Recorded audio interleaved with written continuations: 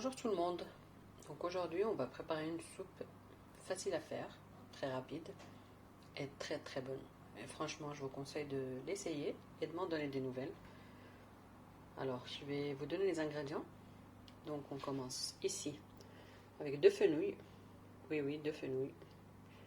C'est un légume qu'on néglige malheureusement et qui est plein de vitamines.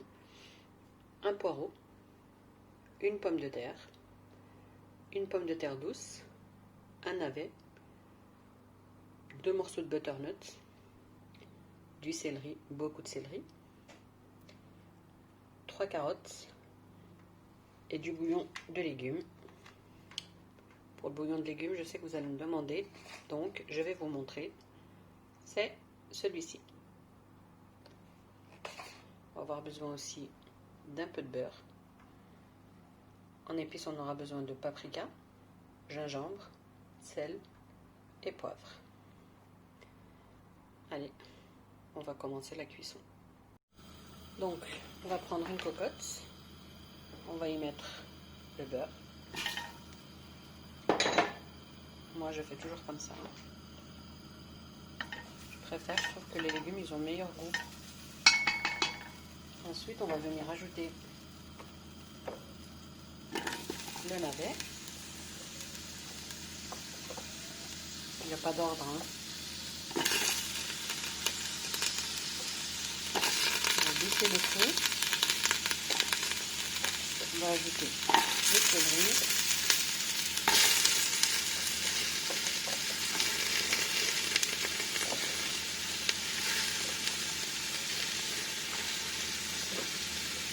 La pomme de terre douce.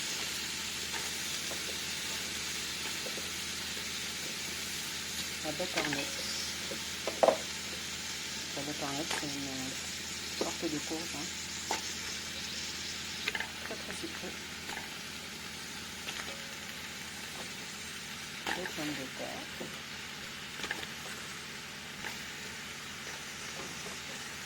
Le poireau. Je jette ça comme sauvage. On va y aller avec délicatesse. Donc, les carottes.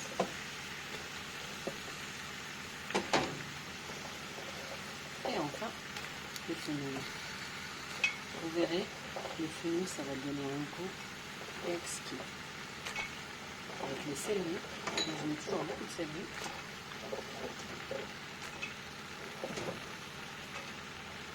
Voilà. Donc là, on a fini. On va faire revenir. On ajoutera ensuite les épices et le sel.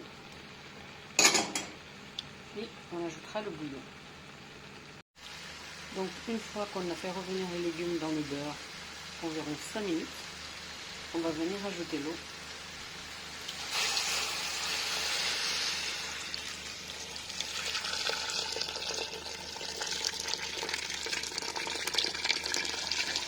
Je vais vous dire à la fin combien j'ai mis d'eau. Là j'ai déjà mis l'équivalent de 2 litres. Je vais en rajouter. Donc au total on va dire que j'ai mis 3 litres et demi d'eau. J'ai rectifié l'assaisonnement, j'ai goûté.